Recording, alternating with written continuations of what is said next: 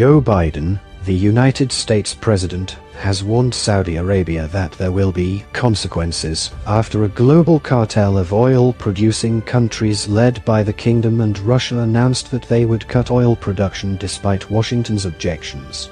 His remarks on Tuesday come a day after influential Democratic Senator Bob Menendez, the chairman of the Senate Foreign Relations Committee, said the U.S. must immediately freeze all cooperation with Saudi Arabia, including arms sales.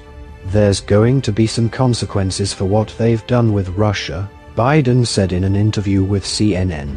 I'm not going to get into what I'd consider and what I have in mind. But there will be consequences. Last week, the OPEC Plus group said it would slash oil production targets by 2 million barrels a day, defying pressure from the US. Saudi Arabia, the world's top oil exporter, said the decision aimed to stabilize the oil market, not drive up prices amid interest rate hikes by central banks and the prospects of a global recession. But critics argued the production curbs raise oil prices globally, which generates more revenue for Russia to continue to fund its war in Ukraine, despite Western sanctions on its economy. The move was also seen as a diplomatic slap in the face for the Biden administration as it prepares for November's critical midterm elections next month. This is really seen to benefit the president's political adversaries in the US, said Al Jazeera's Kimberly Halkett, reporting from Washington. High energy prices are not good for the president politically, she added. The other reason the White House is not happy about this is the fact that this is really seen as aligning with Russia. But Saudi Foreign Minister Prince Faisal bin Farhan on Tuesday defended the move, saying it was purely economic and was taken unanimously by the organization's member states. OPEC Plus members acted responsibly and took the appropriate decision, he told Al Arabiya television station. Marwan Caliban, of the Arab Center for Research and Policy Studies, told Al Jazeera he does not believe the Saudis wanted to align with Russia. Russia's in a pretty weak position right now and cannot actually compensate for the US alliance with Saudi Arabia. The Saudis still need the Americans very much as a strong security ally in the middle of so many challenges, he said. He said the decision by Riyadh was taken completely based on economic grounds.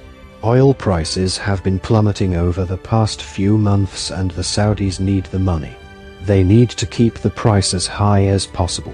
They have so many schemes and projects in the kingdom. So they need all sorts of cash in order to keep that going. Russian President Vladimir Putin on Tuesday also defended the planned cuts, saying, "Our decisions aren't directed against anyone.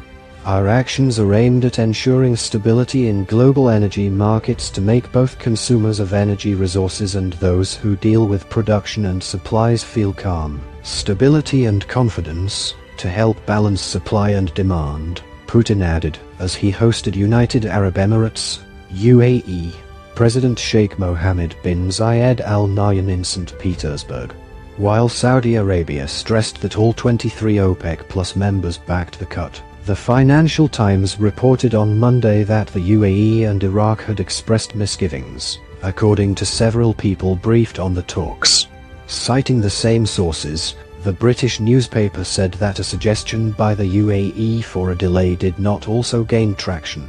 Following the cartel's meeting in Vienna, UAE Minister of Energy Suhail Al-Mazroui said the decision was technical, not political.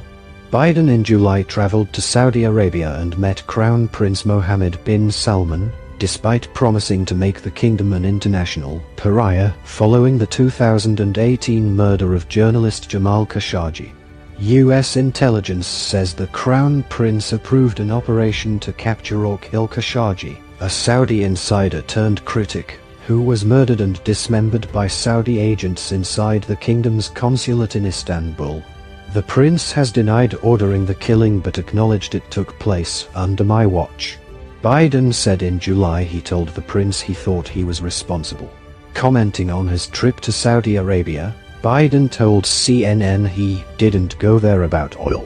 "I went there to make sure that we were not going to walk away from the Middle East," he said. Separately on Tuesday, U.S. Department of State spokesman Ned Price said the Biden administration was reviewing its relationship with Saudi Arabia in consultation with lawmakers in Washington and allies abroad. John Kirby,